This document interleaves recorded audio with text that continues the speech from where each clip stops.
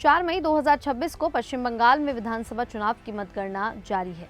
सुबह 8 बजे से गिनती चल रही है, लेकिन दिन भर कई जगह पर राजनीतिक कार्यकर्ताओं के बीच झड़पें हो गई। कोच बिहार जिले के दिनहाटा में बीजेपी और टीएमसी कार्यकर्ताओं के बीच हिंसक झड़प हुई। वहां केंद्रीय बलों ने लाठीचार्ज करके स्थिति को काबू में किया। बैरकपुर में राष्ट्रीय गुरु सुरेंद्र नाथ कॉलेज के मतगणना केंद्र पर भी कार्यकर्ताओं के बीच हाथापाई हुई। सुरक्षाकर्मी मौके पर पहुंचे और दोनों पक्षों को अलग किया। आसनसोल में इंजीनियरिंग कॉलेज के पास मतगणना केंद्र पर झड़प हुई। वहां कुर्सियां और गाड़ियां तोड़ दी गई। पुलिस ने तुरंत कार्रवाई की। भवानीपुर में भी तनाव दिखा। ये ममता बनर्जी का क्षेत्र है। बीजेपी और टीएमसी के एजेंटों के बीच गर्मागर्मी बढ़ गई। दोनों पक्ष एक दूसरे पर आरोप लगा रहे हैं। राज्य भर के 77 मतगणना केंद्रों पर 3 स्तर की सुरक्षा व्यवस्था की गई थी, फिर भी कुछ जगह पर बवाल हो गया। चुनाव आयोग ने पहले से ही 700 कंपनियों की केंद्रीय बल तैनात किए थे ताकि मतगणना शांतिपूर्ण तरीके से हो। मुख्यमंत्री ममता बनर्जी ने मतगणना केंद्रों पर धांधली का आरोप लगाया। उन्होंने अपने कार्यकर्ताओं से कहा कि केंद्रों पर डटे रहें और हर गतिविधि पर नजर रखें। वहीं बीजेपी ने टीएमसी पर हिंसा भड़काने का आरोप लगाया। बीजेपी नेता अर्जुन सिंह ने पुलिस पर उनके नेताओं के घरों में छापेमारी का गंभीर आरोप लगाया। दिनहाटा में सुबह से ही तनाव था। मतगणना शुरू होते ही दोनों पक्ष आमने सामने आ गए। पुलिस और सुरक्षा बल उपद्रवियों को काबू करने में लगे रहे। आसनसोल में भी वाहनों को नुकसान पहुंचाया गया। स्थानीय लोग डर के माहौल में हैं। चुनाव आयोग ने सभी जिलों के अधिकारियों को सख्त निर्देश दिए हैं। किसी भी तरह की हिंसा बर्दाश्त नहीं की जाएगी। मतगणना केंद्रों के आसपास भारी संख्या में जवान तैनात हैं। इससे पहले 29 अप्रैल को मतदान हुआ था। मतदान के दौरान भी कुछ जगह पर छोटी मोटी घटनाएं हुई थी, लेकिन कुल मिलाकर मतदान शांतिपूर्ण तरीके से रहा था।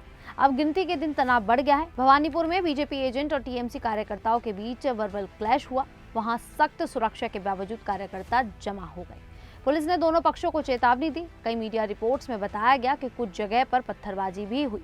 हालांकि बड़े स्तर पर कोई जानमाल की हानि की खबर नहीं आई।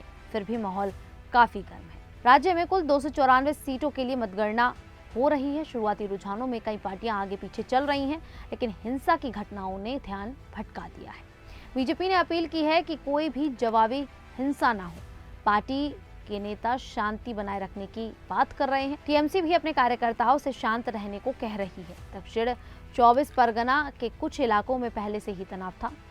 फलता क्षेत्र में मतदान के बाद भी धमकी की शिकायतें आई थी। आज गिनती के दिन वहां अतिरिक्त सतर्कता बरती जा रही है। केंद्रीय बलों ने कई जगह पर घेराबंदी की है। मतगणना केंद्रों में एंट्री सख्ती से हो रही है। केवल अधिकृत एजेंट ही अंदर जा सकते हैं। लोगों का कहना है कि पिछले चुनावों की तरह इस बार भी गिनती के दिन तनाव देखने को मिल रहा है। आम नागरिक घरों में रहकर टीवी पर नतीजे देख रहे हैं। चुनाव आयोग की आधिकारिक वेबसाइट पर लोग लाइव अपडेट देख सकते हैं। आयोग ने सभी पक्षों से शांति बनाए रखने की अपील की है। आसनसोल में झड़प के बाद स्थानीय प्रशासन ने एहतियात बरता। अतिरिक्त पुलिस बल भेजा गया। बैरकपुर में भी स्थिति को जल्द काबू में किया गया। दिनहाटा की घटना सबसे ज्यादा चर्चा में रही। वहां लाठीचार्ज की तस्वीरें और वीडियो सोशल मीडिया पर फैल गए।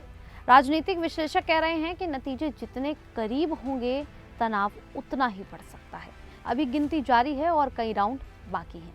दोनों प्रमुख पार्टियां एक दूसरे पर आरोप प्रत्यारोप लगा रही हैं। ममता बनर्जी ने कहा कि विपक्षी पार्टियां हार का सामना नहीं कर पा रही हैं। बीजेपी का कहना है कि टीएमसी पुरानी आदतों से बाज नहीं आ रही है। पूरे दिन सुरक्षा बल अलर्ट पर रहे। शाम तक स्थिति पर नजर रखी जा रही है। अगर जरूरत पड़ी तो और बल भेजे जा सकते हैं। ये चुनाव बंगाल की राजनीति के लिए अहम माना जा रहा है। मतगणना के साथ साथ हिंसा की घटनाएं भी सुर्खियों में बनी हुई हैं।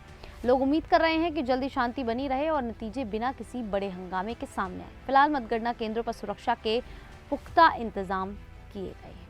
क्या बंगाल चुनाव को लेकर आप लोगों की क्या राय है, आप हमें कमेंट करके जरूर बताइएगा। अभी के लिए इतना ही। फिर हाजिर होंगे ऐसी ही देश और दुनिया से जुड़ी बड़ी खबरों के साथ। तब तक के लिए देखते रहिए द न्यूज़ 15।